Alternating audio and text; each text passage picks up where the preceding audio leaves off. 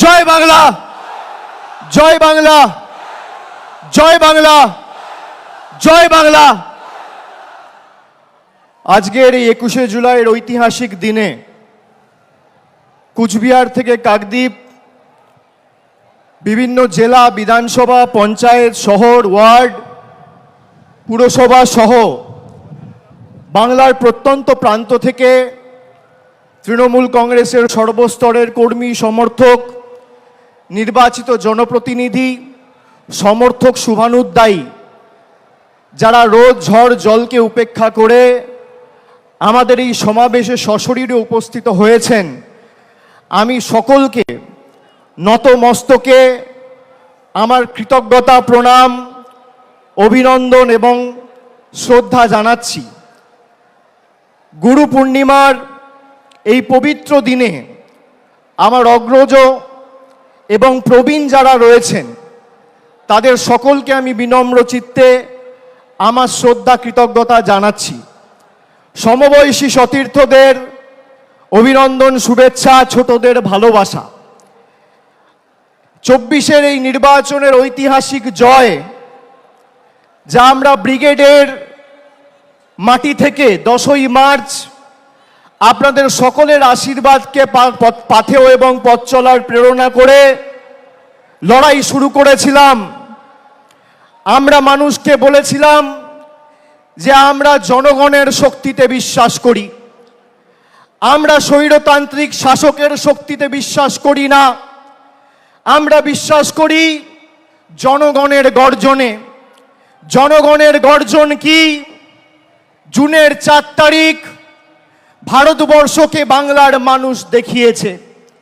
এই যে বিপুল জয়, এই জয়ের প্রধান কারিগর যদি কেউ হয় তাহলে আজকে রোদ ঝড় জল উপেক্ষা করে যারা 21শে জুলাইকে সফল সার্থক করতে বিপুল সংখ্যায় উপস্থিত হয়েছে, তৃণমূলের প্রত্যেকটা সৈনিকের জয়।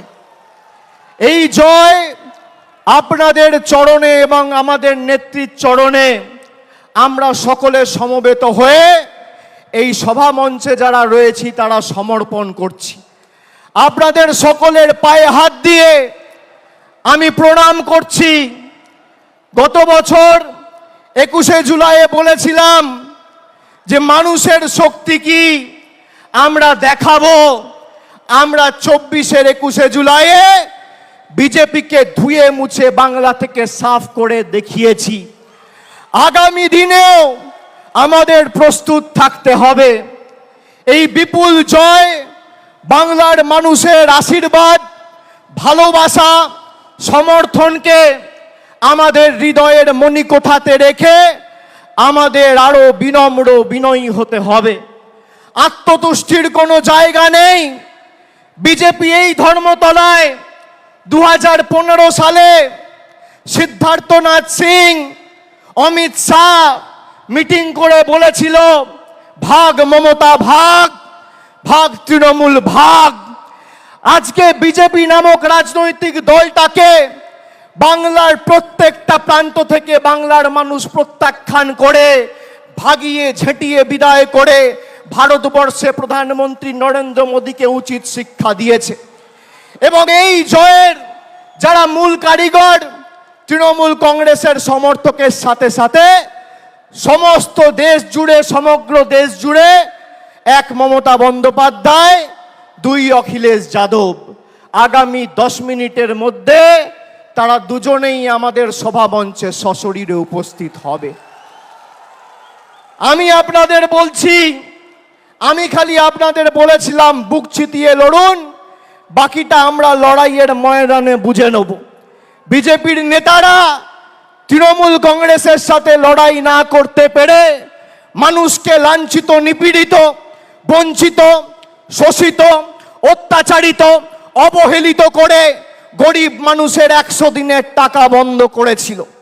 তারা এমনকি এখনো পর্যন্ত 100 দিনের টাকা বন্ধ করে রেখেছে।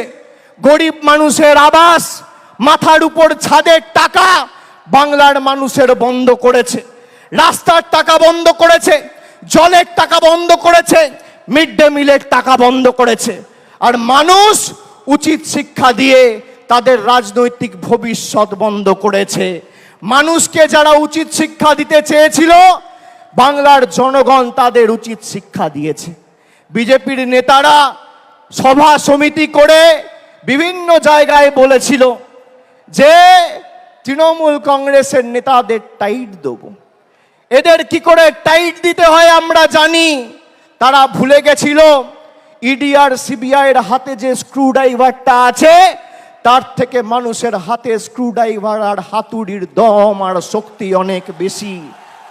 আজকে সারা ভারতবর্ষ জুড়ে যারা বলেছিল আব কি বার 400 পার, 240-এ থেমে গেছে। যারা বাংলায় বলেছিল ইসবার 200 পার, 70-এ তাদের অশ্বমেধের ঘোড়া বাংলার মানুষ আর তৃণমূল কংগ্রেসের সৈনিকেরা আটকে দিয়েছে। আরে বিজেপির কাছে সব আছে, ইডি আছে, সিবিআই আছে, সংবাদ মাধ্যম আছে, বিচার ব্যবস্থার একাংশ আছে, ইনকাম ট্যাক্স আছে, টাকা আছে, অর্থবল আছে, পেশি শক্তি আছে। তৃণমূলের কাছে জনতা জনার্দন আছে আর লক্ষ লক্ষ তৃণমূল কর্মী আছে। আসো জনতার দরবারে, জনতার ময়দানে লড়াই হোক। কার কত ক্ষমতা, কত ধানে কত চাল, মানুষ প্রমাণ করবে। 2014-এ কেন্দ্রে ক্ষমতায় আসার পর থেকে 10 বছর ধরে ইডি সিবিআই বিচার ব্যবস্থার একাংশ সংবাদ মাধ্যমকে ব্যবহার করে তৃণমূলকে ছোট করতে গিয়ে এরা বাংলাকে ছোট করেছে। আপনারা দেখেছেন এই নির্বাচনের 2 মাস আগে সন্দেশখালি করে যারা গলা ফাটিয়েছিল, 4 তারিখ ভোটের ফল বেরিয়েছে। আজকে 21-এ সারা দেশের কাছে বাংলাকে ছোট করেছিল।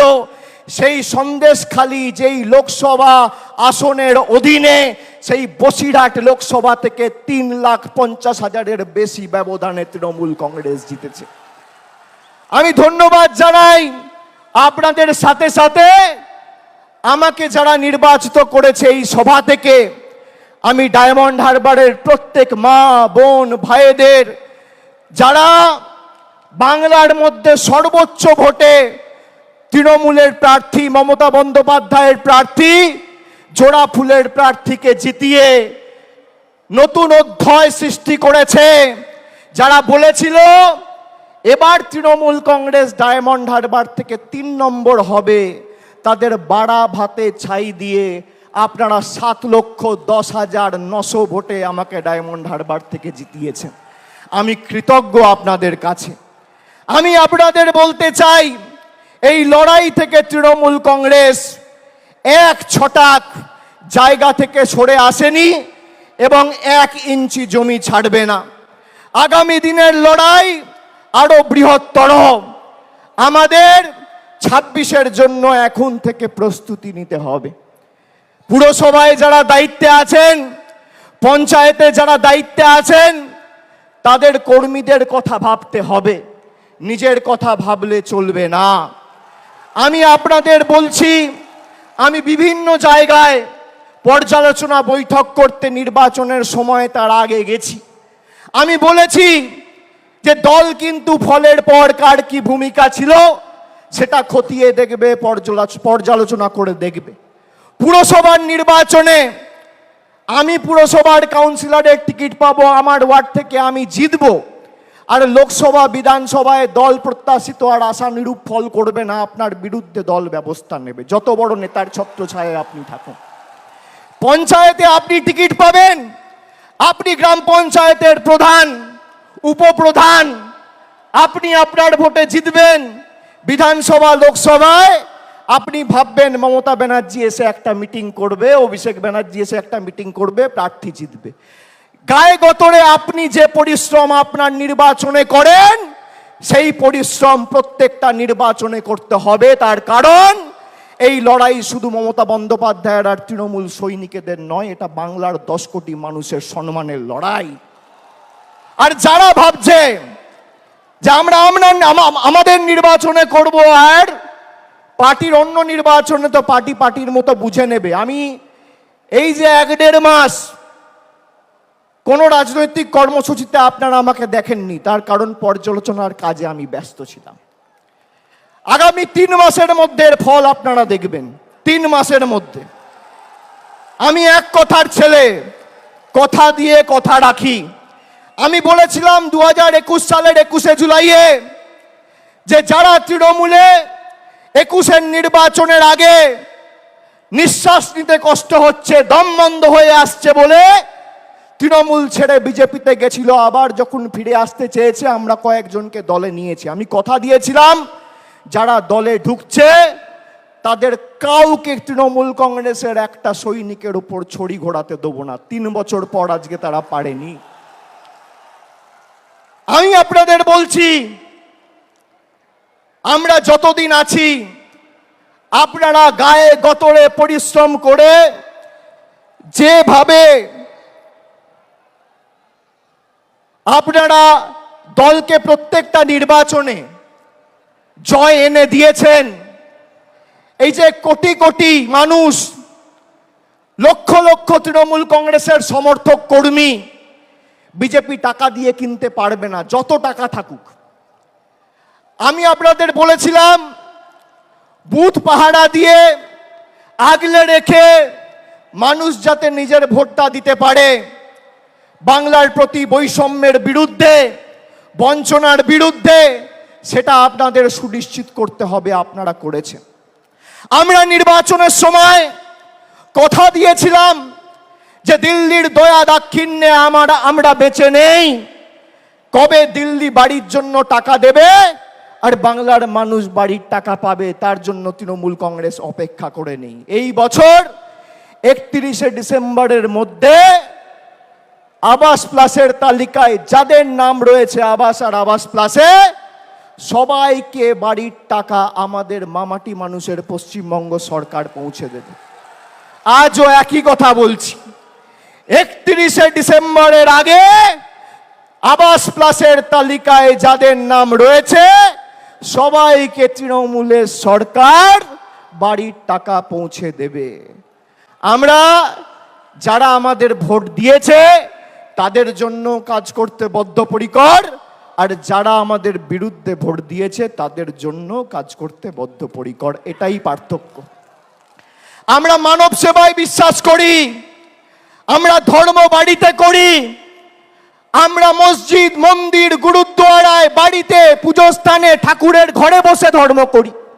কিন্তু আমরা যখন মানুষের ভোটে নির্বাচিত, আমাদের কোনো ধর্ম নেই, একটাই ধর্ম, মানব ধর্ম, মানুষকে পরিষেবা দেওয়া। এটাই তৃণমূল আর বিজেপির মধ্যে পার্থক্য। যারা ধর্মের উস্কানি দিয়ে রাজনীতি করে, কেন্দ্রীয় তদন্তকারী সংস্থাদের রক্তচক্ষুকে হাতিয়ার করে বাংলার মানুষকে শাস্তি দিতে চেয়েছেন, তৃণমূল কংগ্রেসকে দুর্বল করতে চেয়েছেন। গরিব মানুষের টাকা যা নরেন্দ্র মোদীর কেন্দ্রের সরকার বন্ধ করে রেখেছিল, 3700 কোটি টাকা দিয়ে প্রায় 59 লক্ষ গরিব শ্রমিকের ব্যাংক অ্যাকাউন্টে সরাসরি টাকা পৌঁছে দিয়ে কথা রেখেছে। এটাই পার্থক্য।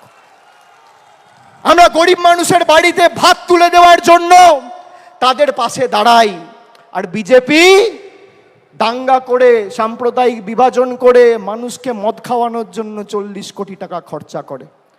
আপনারা ভাবছেন 40 কোটি টাকার মদ কে খাবে?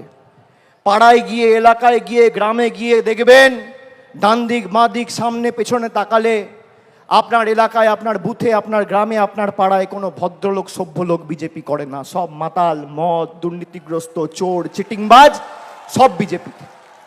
সেই কারণেই তো মানুষ এদের বর্জন করেছে। আর জনগণের গর্জন কি?